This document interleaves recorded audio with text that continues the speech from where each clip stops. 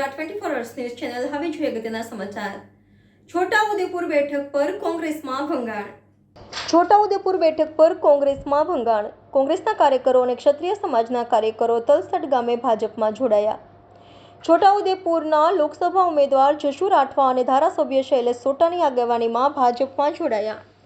ક્ષત્રિય સમાજના અગ્રણી ગોપાલસિંહ ઠાકોરનું નિવેદન। કેટલીક જગ્યા પર ભાજપનો ક્ષત્રિય સમાજ વિરોધ કરતા આજે 500થી વધુ લોકો ભાજપમાં જોડાયા છે। ગોપાલસિંહ ઠાકોર જિલ્લા કોંગ્રેસ અગ્રણી અનેક સુખદેવ પાટણવાડિયા જિલ્લા કોંગ્રેસ ઉપપ્રમુખ સહિત કાર્યકર્તાઓ ભાજપમાં જોડાયા હતા।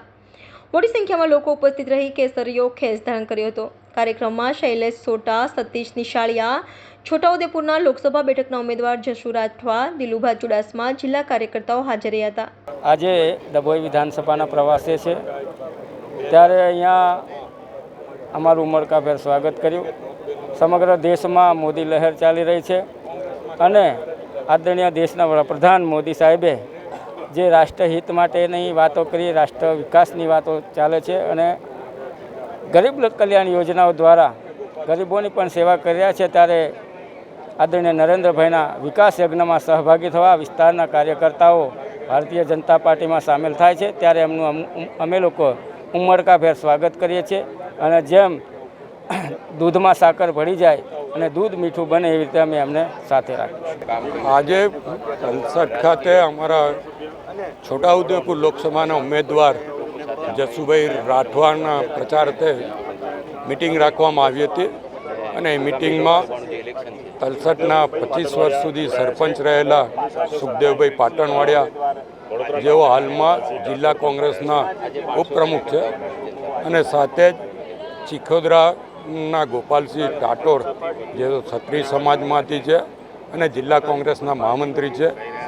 બંને મૂળ ભારતીય જનતા પક્ષના હતા, પરિવારે ઘર વાપસી કરી રહ્યા છે। બંનેને આવકારું છું અને 500 જેટલા કાર્યકરો સાથે એ લોકો અહીંયા જોડાઈ રહ્યા છે અને એમના જોડાવાની સાથે અમારા જિલ્લાના પ્રમુખ શ્રી સતીશભાઈ નિશાળિયા, અમારા લોકસભાના ઉમેદવાર જશુભાઈ રાઠવા અને તમામ ભારતીય જનતા પક્ષના આગેવાનો પણ એમ આવકારે છે। પરિવારમાં એ જોડાતા હોય ત્યારે મરુવાના મોભી તરીકે અમે એમને એમનું માન સન્માન જળવાશે એવી ખાતરી પણ આપીએ છીએ। આમ હું અને મારી ટીમ ગોપાલસિંહ અને આજુબાજુ ચાપડ, ઓરાગોમડી એ બધેથી જ અંદાજે 500 કાર્યકર્તા ભારતીય જનતા પાર્ટીનો આજ ખેસ ધારણ કરી રહ્યા છે।